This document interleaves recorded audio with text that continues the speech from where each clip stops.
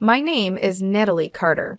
I'm a 35-year-old single mother living with my 8-month-old daughter, Ava. We reside in Portland, Oregon, where I work as an account manager at a local advertising agency. Ava was born on a cold November night last year. After 36 hours of labor, she came into my life with a healthy cry. The moment I held her tiny hand, I knew I'd do anything for this child. I separated from Ava's father, Mark, right after the birth. He said he wasn't ready to be a father and left us suddenly. Becoming a single mother, I was filled with anxiety and confusion. That's when my mother-in-law, Linda, offered to help and moved in with us. She was 67 and had been living alone since her husband passed away. At first, I was grateful for her offer, but also felt a bit uneasy. Linda actively helped with Ava's care even after I returned to work. Her presence was truly reassuring for me, as I worked from early morning till late at night. Linda's help was indispensable. However, after a few months of living together, I began to feel uncomfortable. Linda's childcare methods differed greatly from mine. For example, she insisted that you shouldn't pick up a baby immediately when it cries, and would sometimes ignore Ava when she cried. Linda also frequently interfered with my parenting methods. I often heard comments like, "Young mothers these days spoil their children too much, and in our day, we raise kids more strictly." Her words sometimes hurt me, but being in a position of receiving help, I found it hard to object. Meanwhile, Ava grew day by day. Her first smile, her first rollover, and recently, she started making sounds that resembled mama. Watching her growth was my greatest joy. One weekend night, I came home unusually early. As I entered the house, I heard Linda's voice soothing Ava in the living room. "Now it's time to sleep. Grandma will put you to bed." I decided to wait quietly outside the room to observe for a moment. However, I didn't know then that this night would drastically change our lives. As I waited outside the living room, I watched Linda's bedtime routine. Her voice was gentle, as if she had been caring for babies for years. But at that moment, a small doubt sprouted in my heart. Was Linda really caring for Ava with her best interests at heart? The next morning, as I was preparing to go to work, Linda suddenly came into the kitchen. "Natalie, I saw how you put Ava to bed last night. You need to be stricter," she said. I turned around in surprise. "What do you mean?" Linda continued, "You shouldn't pick up the baby immediately when she cries. It's important to let them cry a little to develop independence." I couldn't hide my confusion at her words. But Ava is only 8 months old. I think it's too early to demand independence from a baby. Following this conversation, Linda's interference in childcare increased dramatically. She constantly negated my parenting methods and tried to impose her own ways. "You're breastfeeding too often. You're holding her too much. Reading picture books is pointless at this age." I was bombarded with criticism almost daily. I gradually began to accumulate stress. While grateful for Linda's presence, I was pained by her overly intrusive attitude. When I returned from work, I felt like Linda was even taking away my time to care for Ava. One day, I mustered up the courage to say to Linda, "Mom, I'm Ava's mother too. I have my own way of raising her." However, Linda looked at me coldly and replied, "You're too young to understand. Follow my experience." These words almost broke something inside me. I felt deeply hurt, as if my ability to parent had been denied. Still, the reality was that balancing work and childcare would be difficult without Linda's help, so I couldn't defy her. In the midst of this, I contacted Mark. We had hardly any relationship since Ava's birth, but I wanted to confide in someone about this situation. "Mark, I need to talk to you about Ava," I said over the phone, and he reluctantly agreed to meet. When we met at a cafe, there was an awkward atmosphere as we began our conversation. I talked about the friction with Linda and sought Mark's advice. However, his response was cold. "Natalie, that's your problem. It has nothing to do with me," he said flatly. I felt anger and disappointment at Mark's words. "You're Ava's father. How can you be so indifferent?" My voice was trembling. Mark let out a deep sigh and said, "I'm still not ready to be a father. I'll leave everything to you," and he stood up to leave. From that day on, I decided to completely cut ties with Mark. I felt he had no right to be involved in Ava's life. At the same time, my relationship with Linda continued to deteriorate. Her intrusive attitude escalated day by day, and I began to doubt even my own parenting judgments. The daily conflicts with my mother-in-law and the breakup with Mark, the stress of parenting reached its peak, and I was exhausted both mentally and physically. Still, every time I saw Ava smile, I strongly felt that I had to overcome these difficulties. That night, I came home late from work, completely exhausted. The clock showed 11:00 p.m. As I quietly entered the house, I found Linda watching TV in the living room. "Welcome back, Natalie," Linda said in a cold tone. "Ava is already asleep." She was particularly easy to handle today. I felt slightly relieved, but also sensed something was off. Usually, Ava would cry a lot at night, and it was always a struggle to put her to sleep. "I see, thank you," I replied as I headed towards Ava's room. As I opened the door, I could hear Ava's faint breathing in the dimly lit room. As I approached to check on her, my heart nearly stopped. Foam was coming out of Ava's mouth. "Ava!" I cried out involuntarily. I quickly picked her up, and her body was abnormally hot and limp. "Ava, open your eyes. It's Mama." Hearing my scream, Linda rushed into the room. "What happened?" "Ava is foaming at the mouth," I explained desperately. Her breathing seemed labored, and her body was hot. However, Linda's reaction was unexpected. "Don't exaggerate, you're just overreacting." I stared at Linda in disbelief. This is not overreaction. There's clearly something wrong with Ava. Linda, trying to appear calm, said, "Natalie, you're not used to childcare, so you panic over little things. Ava is just in a deep sleep." I was shaking with anger and anxiety. "This is not normal sleep. I'm calling an ambulance." As I reached for the phone, Linda grabbed my arm. "Stop it. There's no need to take her to the hospital." At that moment, something snapped inside me. I shook off Linda's hand and said firmly, "Ava is my daughter. I will protect her."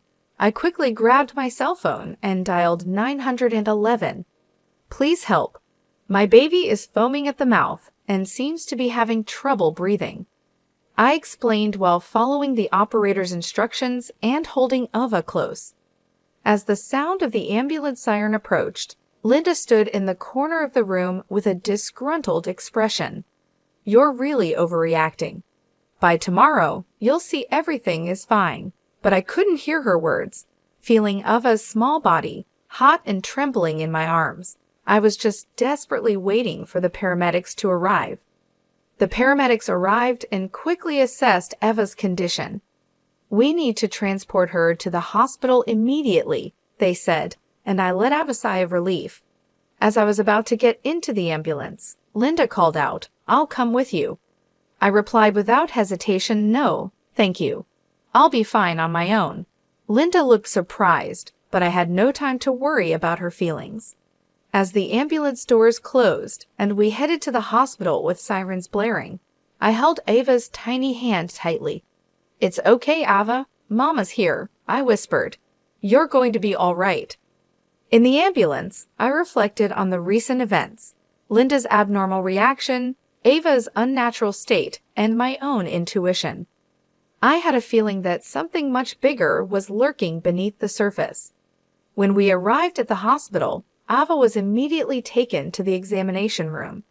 I waited in the waiting room, trembling with anxiety and fear for the doctor's diagnosis. At this point, I still didn't know about the terrifying truth that was about to be revealed. In the hospital waiting room, I spent a long time praying for my daughter's safety. Eventually, Dr. Fields appeared and called me into the examination room. "Miss Carter, please have a seat," he said, his expression serious. "We need to talk about Ava's condition." I sat down with trembling hands and listened to the doctor's words.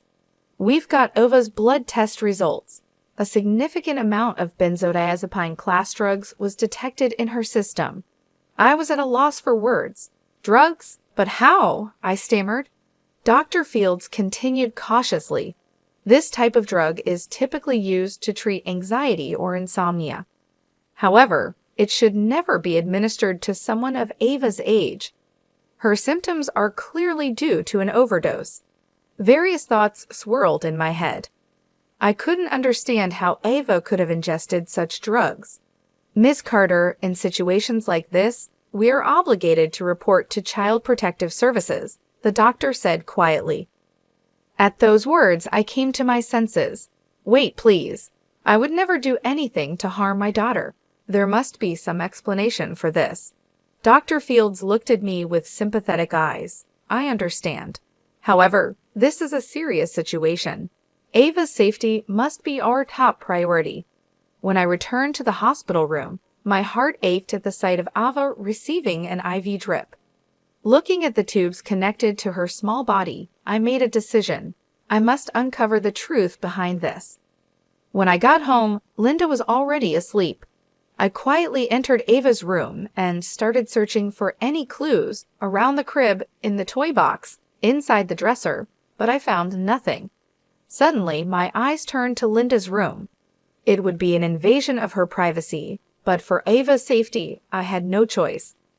I quietly snuck into her room, and my attention was drawn to the nightstand drawer. When I opened it, I found several bottles of pills inside. Checking the labels, I saw they were the benzodiazepine class drugs the doctor had mentioned. It can't be. I was speechless. The next morning, I decided to confront Linda about the truth. Mom, we need to talk about last night. I began nervously. Linda responded with a composed expression. What is it? Drugs were detected in Ava's body, the same kind you have. Linda's expression froze for a moment, but she quickly composed herself. What are you talking about? What about my medication? Mom, please be honest. Did you give Ava your pills? Linda suddenly became furious. How dare you say such a thing? I would never hurt Ava. This reaction only strengthened my suspicions. However, I still lacked decisive evidence. That afternoon, I contacted Mark. I explained the situation and asked for his cooperation. Natalie, that's terrible, but what can I do? Mark answered hesitantly. Mark, you're Ava's father. Let's uncover the truth together. After a long silence, Mark sighed. All right, I'll help as much as I can. We made a plan. Mark would come to the house and distract Linda while I thoroughly searched her room. On the day of our plan, Mark arrived as scheduled. Linda was surprised by the sudden visit of her granddaughter's father, but began entertaining him in the living room. Taking advantage of this opportunity, I snuck into Linda's room. As I carefully searched through drawers and shelves, I found what appeared to be a diary. When I opened it, I found shocking content written inside. Ava's crying is too loud to sleep. Tried giving her a small dose of sleeping pills. It worked, so I'm relieved. Natalie doesn't listen to my advice. This child is being spoiled too much. I'll increase the dose a bit more. My hands were shaking. This was the decisive evidence. When I returned to the living room, Mark and Linda were deep in conversation. I gave Mark a knowing look, and he nodded in understanding. Linda, we need to talk, I said with a trembling voice. Linda looked puzzled. What is it? I know everything about you giving Ava drugs. The color drained from Linda's face. What are you talking about? I took out the diary. This is the evidence. Linda was at a loss for words and collapsed into a chair. Mark stood next to me with a shocked expression. Why did you do this? Mark asked. Linda answered through tears. I just wanted to keep Ava quiet. I thought Natalie's way of raising her was wrong. My chest felt like it was going to burst with anger and sadness, but at the same time, I felt relieved that the truth had come to light. Linda, you can't stay here anymore, I said firmly. Mark placed his hand on my shoulder and quietly said, Natalie, I'll help too, to protect Ava. At that moment, I saw a sign of reconciliation between Mark and me. We made a decision to fight together for Ava's future. After Linda's confession, the atmosphere in the room was tense. I took a deep breath and considered my next move. Linda, your actions are unforgivable. You put Ava's life at risk, I said as calmly as I could. Linda looked up, this time with eyes full of anger. What do you know? I was thinking of Ava's best interests. That's not love, I interrupted. Your actions are abuse. At those words, Linda's expression contorted. Abuse? Don't be ridiculous. She stood up and walked towards me. Mark tried to intervene, but I stopped him with my hand. This issue had to be resolved by me. Linda, I can't let you stay here anymore. I'm going to call the police, I announced with a shaking voice. At that moment, madness flickered in Linda's eyes. You don't understand anything, she screamed and suddenly lunged at me. Mark moved quickly to restrain Linda. Mom, stop it. Taking advantage of this, I pulled out my phone and called 911. Please help. A family member has been giving drugs to my baby. She's becoming violent now. For the few minutes until the police arrived, the room was filled with an eerie tension. Linda, still restrained by Mark, glared at me with hatred. When the police officers entered the house, I let out a sigh of relief. I explained the situation and submitted the diary as evidence. Linda Carter, you're under arrest on suspicion of child abuse, the officer announced, and the color drained from Linda's face. As I watched her being handcuffed and led away, I was overwhelmed with complex emotions, anger, sadness, and a bit of relief. After the police left, Mark and I sat quietly in the living room. After a long silence, Mark spoke up. Natalie, I'm really sorry. I should have been involved with Ava sooner. I let out a deep sigh. Mark, I was disappointed in your response. It's true, but I'm grateful for your cooperation in this matter. Mark looked at me with a serious expression. From now on, I want to work together for Ava's sake. Those words lit a small flame of hope in my heart. A few weeks later, Ava fully recovered and returned home. Seeing her smile made me feel that all the difficulties we had overcome were worth it. True to his word, Mark became actively involved in parenting. It became a regular sight to see him taking Ava to the park on weekends or reading picture books together. We're not a perfect family, but we're building a relationship where we respect each other and prioritize Ava's happiness. One day, when Ava called me Mama for the first time, tears welled up in my eyes.